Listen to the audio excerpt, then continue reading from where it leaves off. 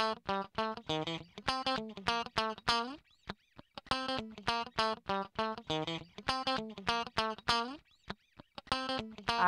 have been blowing glass. I started in 1989. I started really paying attention to the process in 1991, and I wanted to do it mostly for the social aspect rather than the creative or artistic. It was what all my friends were doing, and it seemed like a fun thing to do. I've been blowing glass for almost 2 years now. What's different about this type of glass blowing is it's a team. No matter what I do, if I'm in the hut by myself, I'm limited to what I can do. And with a team, everything that I have to do, I have to work with someone in order to create a piece. So the fact that you have to sort of trust and work with timing and asking for, some people don't like to ask for things. This forces you. Can I please have X? I need this. Will you paddle? Will you shield? Will you blow? All of a sudden you need it takes a village to make a cup all of a sudden, and that's cool. When I teach, the thing that I try to get my new students to do, because everything is a foundation-based experience with glass blowing, I try to teach them the basics of technique through making cups.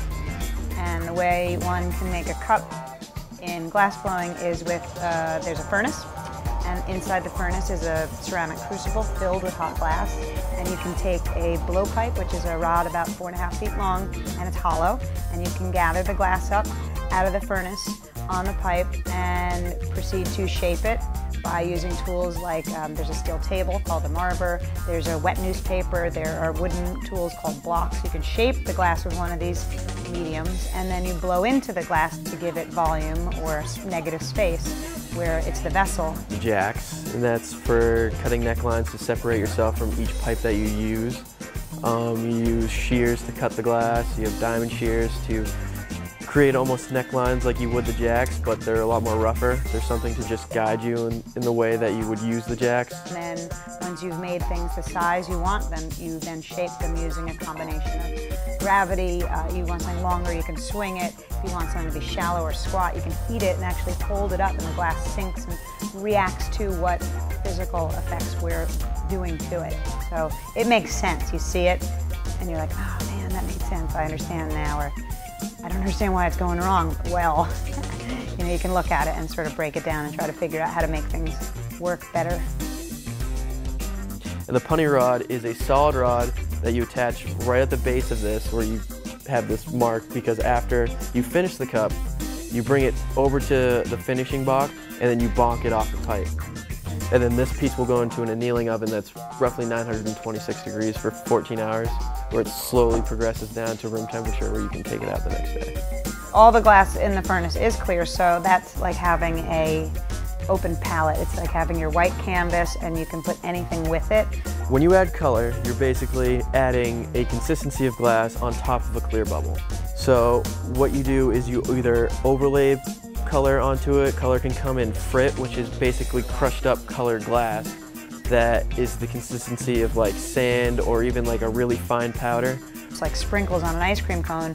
The color just sticks to the glass, at which point when the glass is covered, like with sprinkles, you heat that up and it melts flat, and you can marber both directions and keep the color straight. You can marber and twist in one direction. You can go in a mold and give lines. I mean, so there's lots of ways that you can alter colored glass that's applied as frit, and it's a really quick, easy process. And there's many ways to color the glass based on the designs that you're looking for.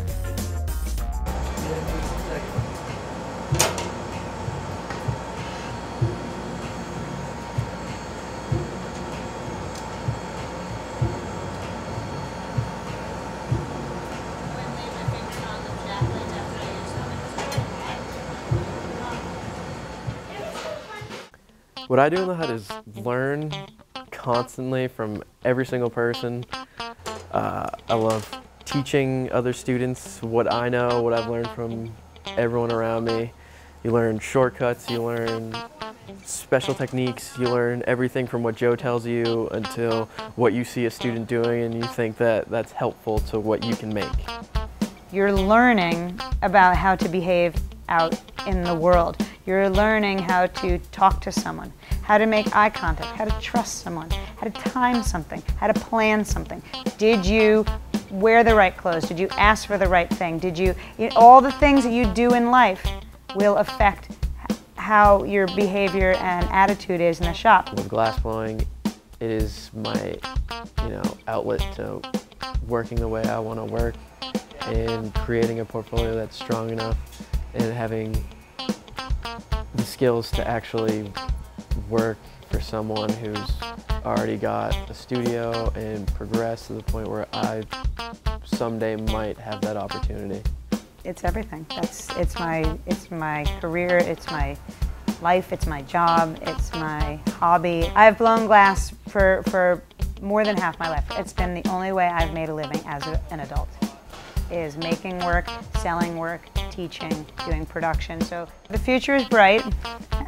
Definitely can wear shades. I have been teaching here at Pierce for 20 years, and it's time to say that's been great, hang up my pipe and move on to the next venture. And I've started building a school in Marlborough, New Hampshire, and it's going to be the Hot Glass Arts Center, and it's going to offer, mostly glass blowing will be its main focus. I've taught thousands upon thousands of people how to blow glass, and I should blow that number out of the water with this new school. In overall, glass blowing to me, it was something that I want to be the best I could possibly be at it by learning everything I can from anyone I can. I think it teaches you how to just communicate and trust people and be patient and be willing to try. Whatever it is, it's how to share, it's how to be, it's how to live. And you can learn that in the hot shop for sure.